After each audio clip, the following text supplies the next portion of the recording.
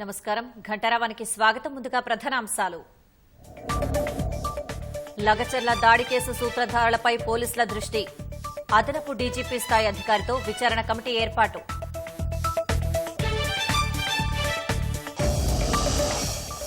ప్రజల కోసం 100 సార్లు జైలుకెళ్లడానికైనా సిద్దమన్న కేటీఆర్. భంగపాటు కప్పిపుచ్చుకునేందుకే కుట్రను ఆపాదిస్తున్నారని విమర్శ.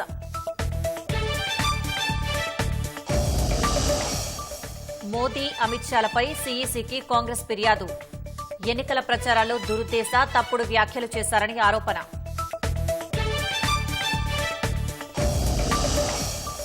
ఢిల్లీలో ప్రమాదకర స్థాయికి చేరిన వాయు కాలుష్యం. ప్రాథమిక పాఠశాలల మూసివేతకు సర్కార్ ఆదేశం.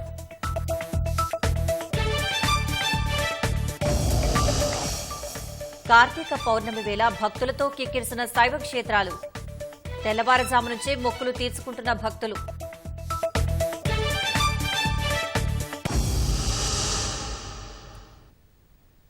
వికారాబాద్ జిల్లా లగచర్లలో కలెక్టర్పై దాడి, ప్రత్యేక అధికారిని హత్య చేసేందుకు కుట్రపడిన కేసులో సూత్రధారులెవరన్న విషయంపై పోలీసులు దృష్టి సారించారు. దాడి ఘటనపై అదనపు డీజీపీ స్థాయి అధికారితో విచారణ కమిటీ ఏర్పాటు చేశారు. దాడి వెనక ఉండి ప్రోత్సహించింది రాజకీయ నాయకులే అని భావిస్తున్న అధికారులు ఎవరి ప్రమేయం ఎంత అనేది కూపీలాగుతున్నారు. బలమైన ఆధారాలు సేకరించిన తర్వాతే ముందుకెళ్లాలని భావిస్తున్నారు. కలకలం రేపిన లగచర్ల ఘటనపై పోలీసులు ముమ్మర దర్యాప్తు చేస్తున్నారు. ఇప్పటికే దాడికి పాల్పడిన 16 మందితో పాటు కొడంగల్ మాజీ ఎమ్మెల్యే నరేందర్ రెడ్డిని అరెస్టు చేశారు. కేటీఆర్ మార్గదర్శకంలో దాడి జరిగిందని నరేందర్ రెడ్డి వాంగ్మూలం ఇచ్చినట్లు పోలీసులు దాఖలు చేసిన రిమాండ్ రిపోర్టులో పేర్కొన్నారు. దీన్ని బట్టి మరికొందరు నాయకులు అరెస్ట్ అయ్యే అవకాశం ఉందని భావిస్తున్నారు. దర్యాప్తు క్రమంలో పట్నం నరేందర్ రెడ్డి సెల్ ఫోన్ ను స్వాధీనం చేసుకున్న పోలీసులు న్యాయస్థానం అనుమతితో విశ్లేషిస్తున్నారు. దాడిలో ప్రత్యక్షంగా పాల్గొన్న బీఆర్ఎస్ నాయకుడు సురేష్ తో పట్నం నరేందర్ రెడ్డికి ఇటీవల 84 కాల్స్ ఉన్నట్లు పోలీసులు గుర్తించారు.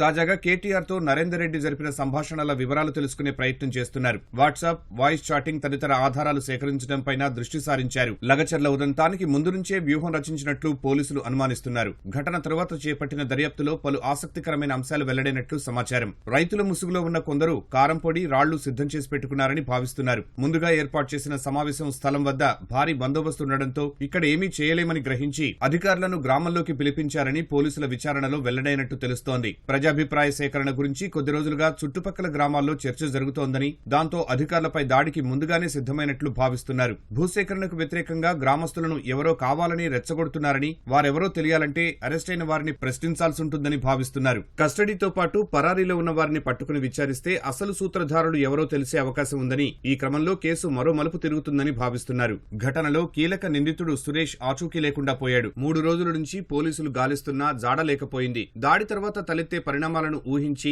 అజ్ఞాతంలో ఉండటానికి ముందుగానే పక్కాగా ఏర్పాట్లు చేసుకుని ఉంటాడని పోలీసులు భావిస్తున్నారు. సంఘటన జరిగిన వెంటనే స్పందించిన ప్రభుత్వం బాధ్యులపై కఠిన చర్యలు తీసుకోవాలని పోలీసు అధికారులను ఆదేశించింది. ఈలోపే సురేష్ అజ్ఞాతంలోకి వెళ్లిపోయాడు. సురేష్ వెనుక ఎవరో పెద్దలు ఉండి ఉంటారనడానికి ఇది కూడా కారణమేనని పోలీసులు చెబుతున్నారు. సురేష్ పట్టుబడితే ఈ కేసులో అసలు నిందితులు ఎవరన్నది తెలిసే అవకాశం ఉంది. ఈ ఘటనపై శాంతి భద్రతల విభాగం అదనపు డీజీపీ మహేష్ భగవత్ నేతృత్వంలో విచారణ కమిటీని ఏర్పాటు చేశారు. దాడికి దారితీసిన పరిస్థితులు, తీవ్రతను పసిగట్టలేకపోవడం వెనుక వైఫల్యం, క్షేత్రస్థాయిలో పోలీసు అధికారుల నిర్లక్ష్యం ఉందా అని తెలుసుకోవడంపై ఆయన దృష్టి సారించారు. ఐజీ సత్యనారాయణ, వికారాబాద్ ఎస్పీ నారాయణ రెడ్డితో సమీక్ష నిర్వహించారు. దాడి జరిగిన రోజు విధుల్లో ఉన్న పలువురిని ఆయన విచారించి వివరాలు సేకరించారు. వికారాబాద్ జిల్లా లగచర్ల ఘటనలో కలెక్టర్పై దాడి కేసులో అరెస్టైన 16 మందిని పోలీసులు సంగారెడ్డిలోని కంది జైలుకు తరలించారు. లగచర్ల గ్రామానికి పరిగి జైలు దగ్గరగా ఉండడంతో ములాఖతుకు ఎక్కువ మంది నిందితుల బంధువులు కలవడానికి వస్తున్నారు. వారిని దృష్టిలో పెట్టుకుని ఈ 16 మందిని అక్కడి నుంచి తరలించినట్లు పోలీసు అధికారులు చెబుతున్నారు. 50 మందికి పరిమితమైన పరిగి సబ్ జైల్లో 80 మంది ఉండడంతో జైలు ఇరుకుగా ఉన్న నేపథ్యంలో సంగారెడ్డి కంది జైలుకు తరలించినట్లు పోలీసులు తెలిపారు. ఈ క్రమంలోనే వారితో ములాఖత్ అవ్వడానికి కేటీఆర్ సంగారెడ్డి జిల్లా కంది జైలుకు వెళ్లనున్నారు. హైదరాబాద్లో ట్రాఫిక్ నియంత్రణ, డ్రంక్ అండ్ డ్రైవ్ విధులకు ట్రాన్స్జెండర్లను నియమించాలని ముఖ్యమంత్రి రేవంత్ రెడ్డి ఆదేశించారు. గతంలో నిర్ణయించిన విధంగా తొలి దశలో రద్దీ ఎక్కువగా ఉన్న ప్రాంతాల్లో ట్రాన్స్జెండర్లను నియమించాలని సీఎం సూచించారు. సిగ్నల్ జంపింగ్, ట్రాఫిక్ నిబంధనలు పాటించకుండా వెళ్తే నిరోధించేందుకు హోంగార్డుల తరహాలో ట్రాన్స్జెండర్ల సేవలు వినియోగించుకోవాలన్నారు. ట్రాన్స్జెండర్లకి హోంగార్డుల తరహాలో జీత భత్యాలను సమకూర్చేలా విధి విధానాలు రూపొందించాలని, ప్రత్యేక డ్రెస్ కోడ్ను రూపొందించాలని ఆదేశించారు. వీలైనంత త్వరగా అమలు చేసేందుకు చర్యలు తీసుకోవాలని అధికారులకు స్పష్టం చేశారు. రాష్ట్రంలో పసుపు బోర్డు అనేది రైతుల చిరకాల ఆకాంక్ష అని వ్యవసాయ శాఖ మంత్రి తుమ్మల నాగేశ్వరరావు అన్నారు. సంబంధిత కేంద్ర ప్రభుత్వ శాఖలతో పసుపు బోర్డు ఏర్పాటుకు రాష్ట్రం ప్రయత్నాలు ముమ్మరం చేసిందని తెలిపారు.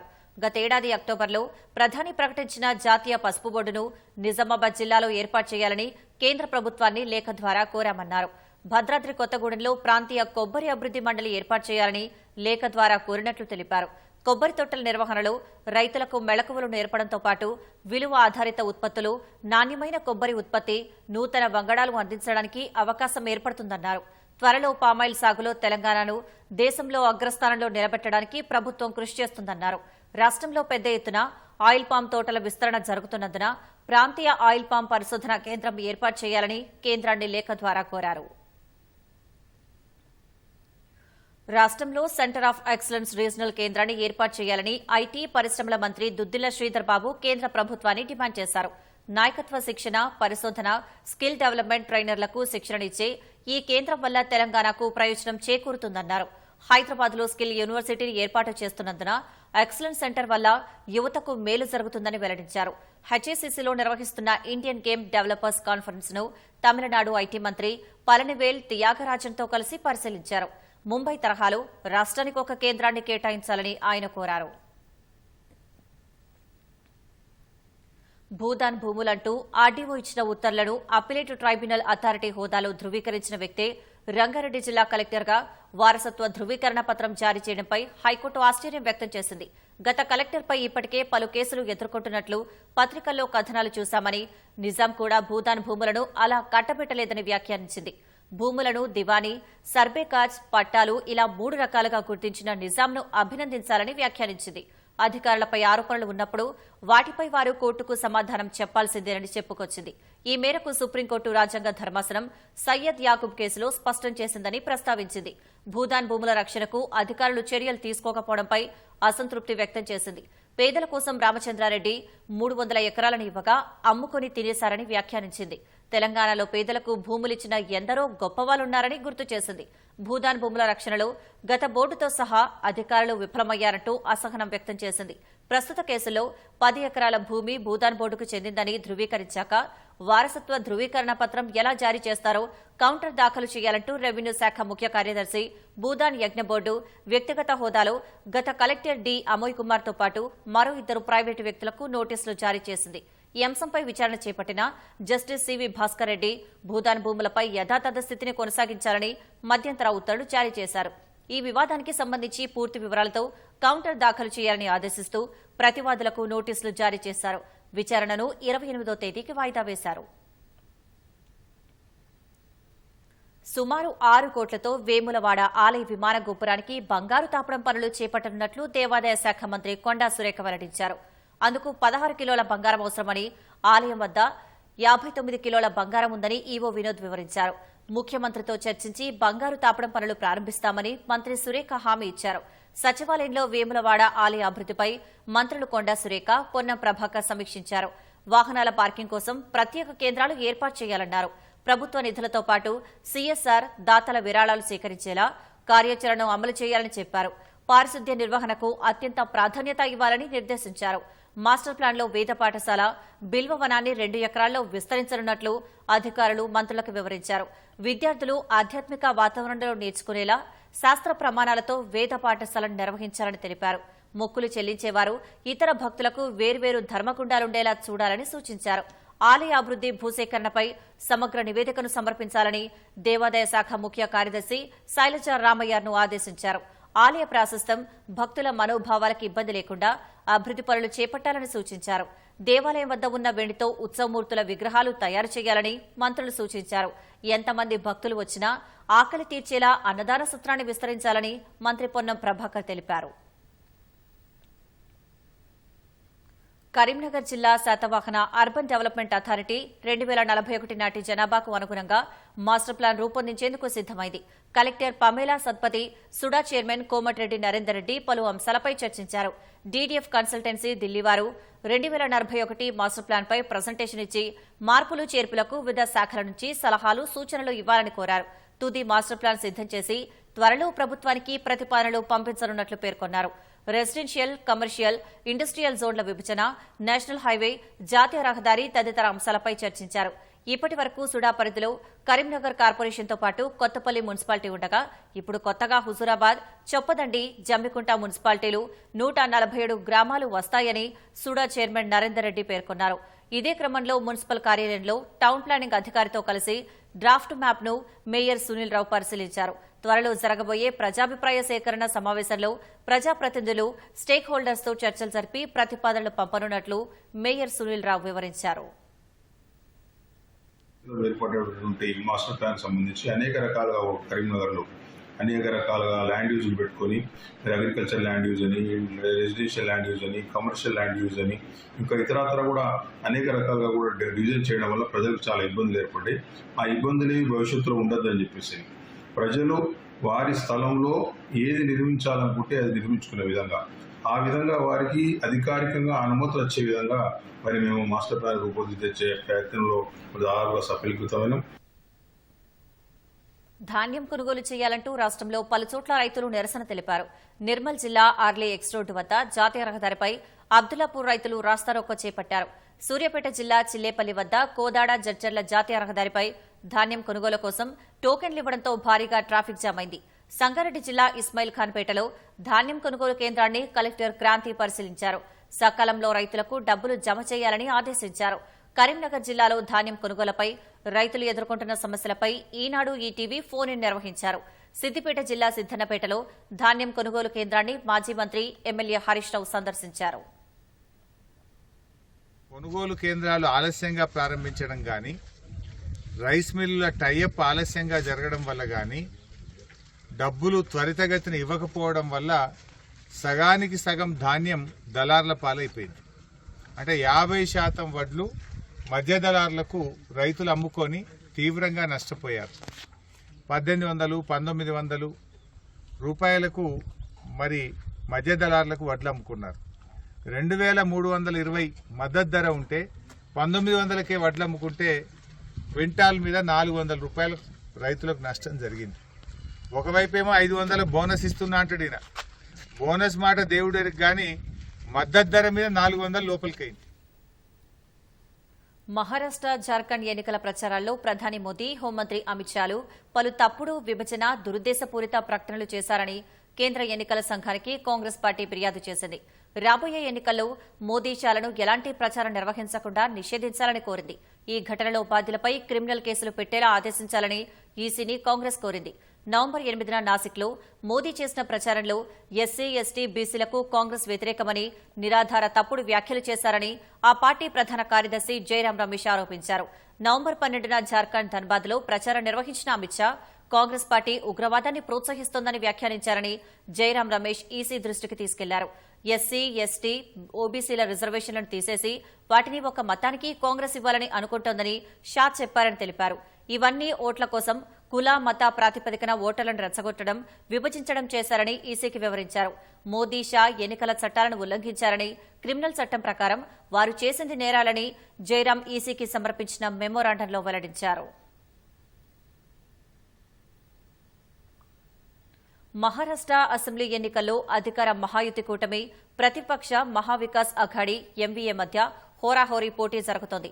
ఈసారి ఫలితాల్లో ఈ రెండు కూటమిలకు స్పష్టమైన మెజార్టీ రాక హంగ్ ఏర్పడే అవకాశాలున్నాయని రాజకీయ విశ్లేషకులు అంచనా వేస్తున్నారు.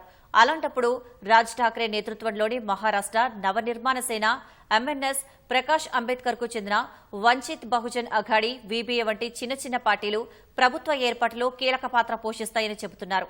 మరి ఆ చిన్న పార్టీల బలాబలాలేంటో ఈ కథనంలో చూద్దాం. అసెంబ్లీ ఎన్నికలు దగ్గర పడుతున్న కొద్దీ మహారాష్ట్ర తీర్పుపై ఉత్కంఠ పెరుగుతోంది.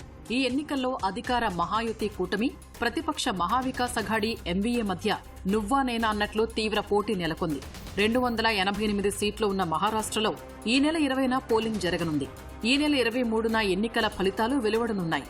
అయితే చివరి రోజుల్లో లెక్కలు మారుతూ ఉండడంతో ఈసారి ఫలితాల్లో స్పష్టమైన తీర్పు రావడం కష్టమని రాజకీయ విశ్లేషకులు అంచనా వేస్తున్నారు. ఈసారి ఎన్నికల్లో చిన్న చిన్న పార్టీలు, స్వతంత్ర అభ్యర్థులు దాదాపు 30కి పైగా సీట్లు సాధించే అవకాశం ఉందని అంచనా వేస్తున్నారు.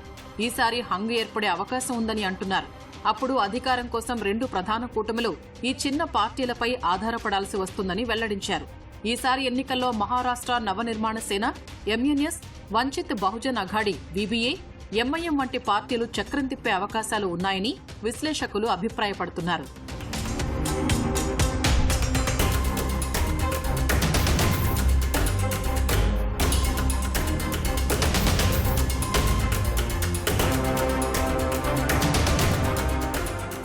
రెండు 2019 అసెంబ్లీ ఎన్నికల్లో మహారాష్ట్రలో 29 స్థానాల్లో చిన్న చిన్న పార్టీలు గెలుపొందాయి. మరో 63 నియోజకవర్గాల్లో 2వ స్థానంలో నిలిచాయి. ఈసారి కూడా ఈ పార్టీలు సత్తాచాటే అవకాశాలు మెండుగా ఉన్నట్లు రాజకీయ నిపుణులు అంటున్నారు. మహారాష్ట్రలో చాలా నియోజకవర్గాల్లో దాదాపు 4 లక్షల ఓటర్లు ఉండగా మరికొన్ని స్థానాల్లో 3 లక్షల మంది ఓటర్లు ఉన్నారు. సగటున 60% పోలింగ్ నమోదైతే ఒక్కో నియోజకవర్గంలో 2.5 లక్షల ఓట్లు పోలయ్యే అవకాశాలు ఉన్నాయి. ఈసారి ఓట్లు భారీగా చీలే అవకాశం ఉండడంతో కొన్ని ప్రాంతీయ, పట్టణ ప్రాంతాల్లో పట్టు ఉన్న ఎంఎన్ఎస్, ఎంఐఎం వంటి చిన్న పార్టీలు కూడా కీలకంగా మారవచ్చని అంటున్నారు. గత ఎన్నికలతో పోలిస్తే ఈసారి మహారాష్ట్ర రాజకీయాలు మరింత చిన్నాభిన్నంగా తయారయ్యాయని, చాలా అసెంబ్లీ స్థానాల్లో చిన్న పార్టీ లేదా బలమైన స్వతంత్ర అభ్యర్థులు బరిలో ఉండటం ప్రధాన కూటములకు ఇబ్బంది ఎదురుకానుందని జాతీయ మీడియా కథనాలు పేర్కొన్నాయి. ఈసారి స్వతంత్రులు, చిన్న పార్టీలకు చెందిన అభ్యర్థులు 25 నుంచి 30కి పైగా స్థానాల్లో గెలుపొందే అవకాశాలు ఉన్నాయని, హంగు ప్రభుత్వం ఏర్పడేందుకు అవకాశాలు మెండుగా ఉన్నాయని తెలిపారు.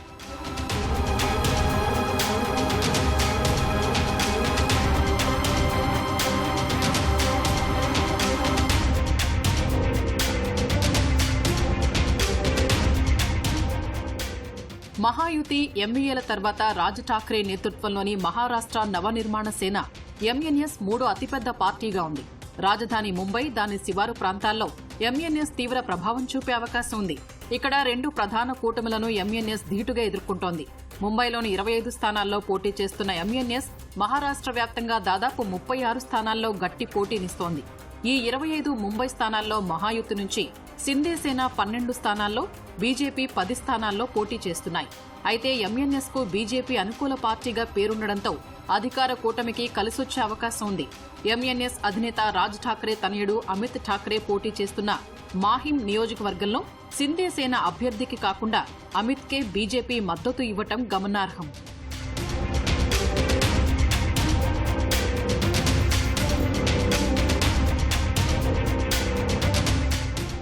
మహారాష్ట్ర ఎన్నికల్లో అసదుద్దీన్ ఓవైసీ నేతృత్వంలోని ఎంఐఎం పార్టీ సత్తా చాటాలని చూస్తోంది.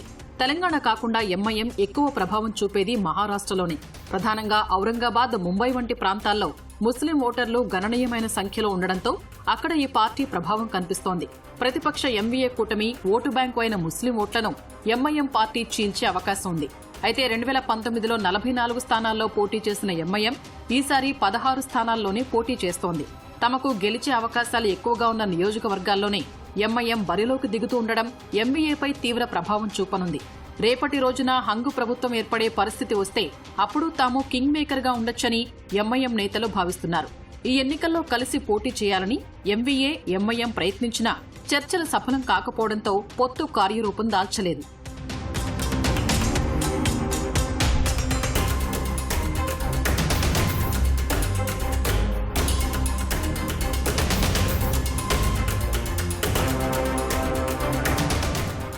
దళితులు, బౌద్ధ దళితులు, ముస్లింలు, ఇతర అణగారిన వర్గాలను ఆకర్షించే ప్రధాన చిన్న పార్టీ ప్రకాష్ అంబేడ్కర్ నాయకత్వంలోని వంచిత్ బహుజన్ అఘాడీ, వీబీఏ పార్టీ.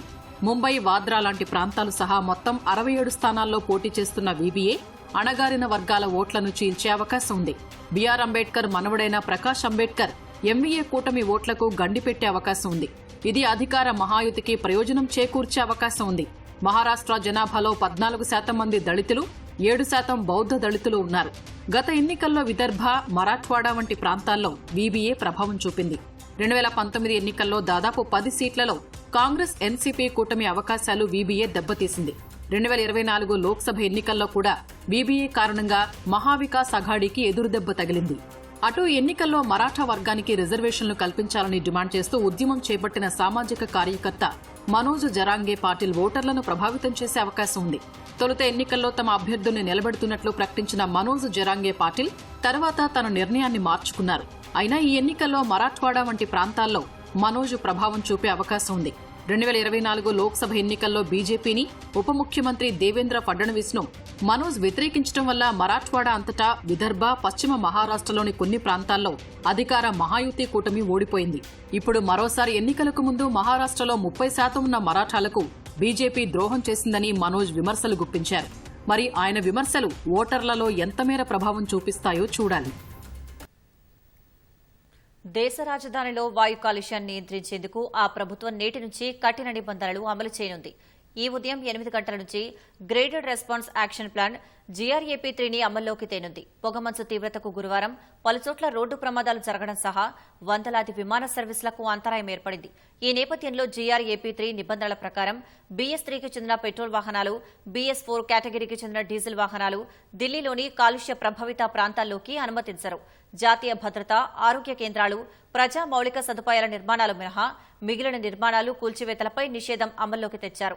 5వ తరగతి వరకు పిల్లలకు నేటి నుంచి వ్యక్తిగత తరగతుల హాజరు నుంచి మినహాయింపు ఇచ్చారు. వారికి ఆన్లైన్ పాఠాలు నిర్వహించనున్నారు. ఉగ్రవాద కార్యకలాపాలను అరికట్టడంలో భాగంగా జమ్మూ కశ్మీర్ పోలీసులు ముష్కరులతో సంబంధాలున్న వారిపై ఉక్కుపాదం మోపుతున్నారు. తాజాగా సోపోర్ నగరంలోని రషీదాబాద్లో ఉగ్రవాదుల సహచరుడిగా భావిస్తున్న అమీర్ రషీద్ ఆస్తిని పోలీసులు జప్తు చేశారు. చట్ట వ్యతిరేక కార్యకలాపాల నివారణ చట్టం 1967లోని నిబంధనల ప్రకారం ₹1 కోటి విలువైన 2 అంతస్తుల నివాస గృహాన్ని పోలీసులు అటాచ్ చేశారు. ఉగ్రవాదులకు నిధులు అందకుండా ఈ చర్యలు తీసుకున్నట్టు అధికారులు తెలిపారు.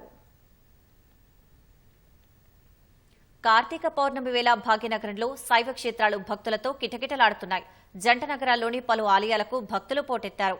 తెల్లవారుజాము నుంచే భక్తులతో కిక్కిరిసిన శివాలయాలు శివనామస్మరణతో మారుమోగాయి. ఆయా ఆలయాల్లో భక్తులు కార్తీక దీపాలు వెలిగించారు.